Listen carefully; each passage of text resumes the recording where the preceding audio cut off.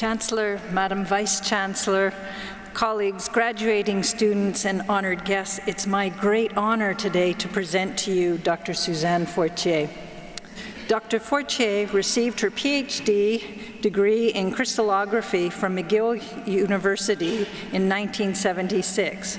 While maintaining her position as a research scientist in the Department of Chemistry and in the School of Computing, she became the Vice President of Research and then the Vice President Academic at Queen's University.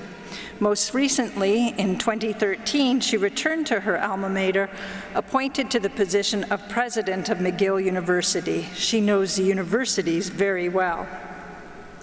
Between her time at Queen's and McGill from 2006 until last year, Dr. Fortier served in an extremely important leadership role that played a large part in setting the direction of the scientific priorities in Canada, namely as the President of the Natural Sciences and Engineering Research Council of Canada, or what we often refer to as NSERC. Many of the students will know NSERC as it supports almost 30,000 post-secondary students and postdoctoral fellows annually through the provision of scholarships, funding for summer research assistantships, industry internships, and training programs. Our faculty also are very familiar with NSERC because it also supports discovery research by funding approximately 12,000 researchers every year and fosters innovation as well by encouraging over 2,400 Canadian companies to participate and invest in post-secondary research programs. As government and social priorities change, so too did priorities with respect to how Canada invests in its research. And while at NSERC, Dr. Fortier was responsible for building a vision that addressed these changes. In that vision, she brought a renewed focus on excellence, increased NSERC's capacity to support discovery research alongside funding programs that strengthened the business-academic relationships to foster new opportunities for innovation. During her time at NSERC, Dr. Fortier inarguably made a significant impact on the advancement of research and the training of future generations, your generation, in science and engineering in Canada. As with any significant changes, these met with both positive and negative reactions, but she demonstrated substantial skill in relationship building, considerable diplomacy as she sought to find a balance between stakeholder fears and needs, and a capacity to identify through consultation directions for action. Indeed, she was described by Maclean's magazine, I'm not sure if you want me to repeat this, but I thought it was actually very good. She was described as a formidable type A personality with strong, broad interests in music and art on top of her scientific expertise, and as someone who prefers to be very diplomatic if she can, but won't simply go along just to get along. And indeed, it's probably because of these characteristics that Dr. Fortier herself has been a first to overcome numerous social barriers, including the first woman to lead NSERC. She has served as an inspiration, a role model, and mentor to many women with aspirations in science. Mr. Chancellor, in recognition of the outstanding leadership in the Canadian scientific community while fostering research opportunities for the future generations of scholars, I request that you confer the degree of Doctor of Science, honoris causa, upon Suzanne Fortier. By virtue of authority vested in me by the Board of Governors and upon recommendation of the University Senate, I confer upon you the degree of Doctor of Science, honoris causa. Congratulations.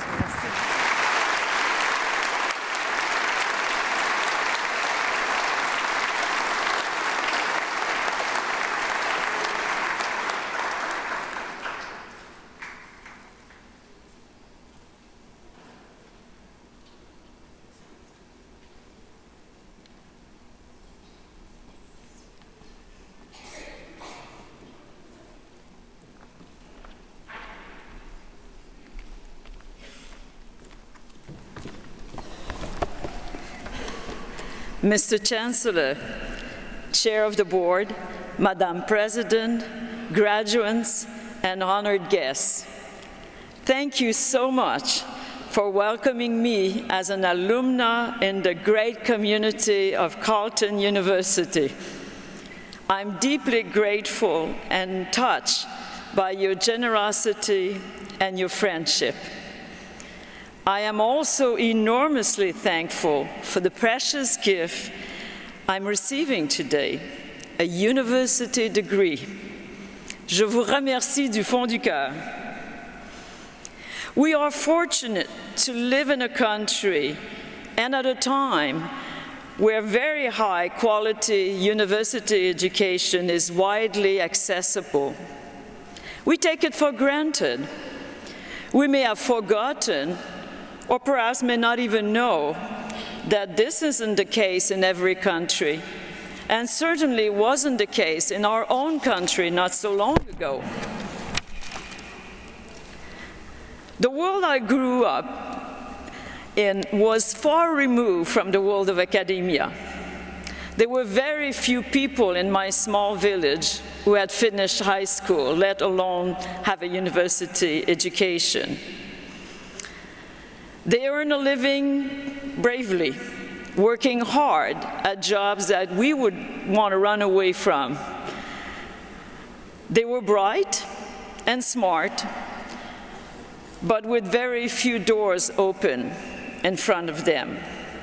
A university degree was way beyond their reach. Our own home was no exception. My parents ran the hotel in the village. People came to our place to dance and to drink, but not to consult our library, which had a grand total of 3 books: Le Dictionnaire Larousse, the Bible, and the Eaton's catalog. And from the people of my village, I learned about the importance of education. Getting a university degree is no small thing. It is a great accomplishment and a precious gift. Be proud of what you have accomplished. Be proud of what you are receiving today. Have you ever finished a big project only to have someone say to you, "That's great, so what are you going to do next?" This is so annoying. Seriously, the big question is not what you're going to do next. The big question is how you're going to face whatever is next for you. Today is a transition. Transitions are exciting, but they're also a bit scary, and I can tell you that having made a big transition myself recently, I know the feeling. When we find ourselves in times of transition, people close to us often reach out with advice, sometimes with gifts, and sometimes with gifts that are advice in disguise. When I became principal of McGill University last fall, I was fortunate to receive such gifts, and I want to share 3 of them with you. I've known my friend Kay for over 40 years. As young crystallographers, we started our research career together. She gave me a fridge magnet as a gift, a fridge magnet that reads, "Proceed as if success is inevitable." This is really great to have a friend who believes in you.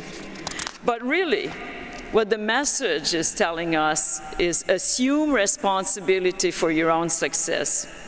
You're not an observer of your own life. You are the main actor in the play that is your future. Be active participants in the world. As we baby boomers begin to vanish, your generation has an incredible opportunity, but also an incredible challenge. The world needs people of action. It's easy to tweet from a distance, to comment and criticize. It is much harder to do. This is your time. This is your turn. resist the temptation to watch from the sidelines. Take part in the world.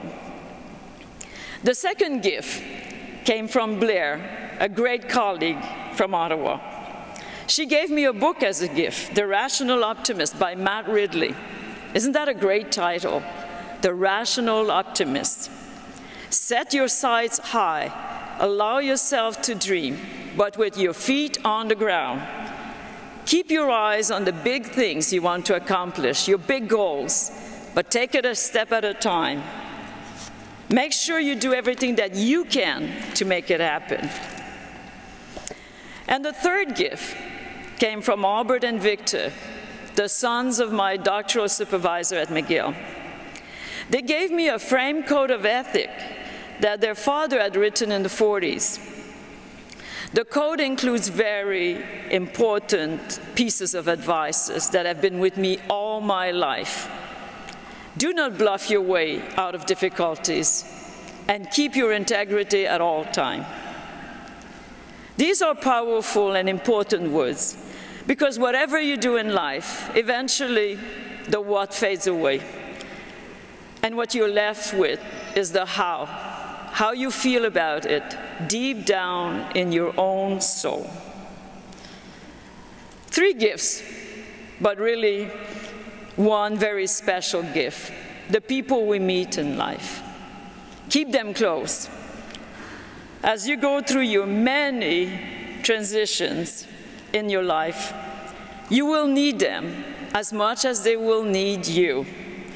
There is very little we can accomplish in life without a good dose of determination, hard work, optimism, and as the old Beatles songs say, a little help from my friends.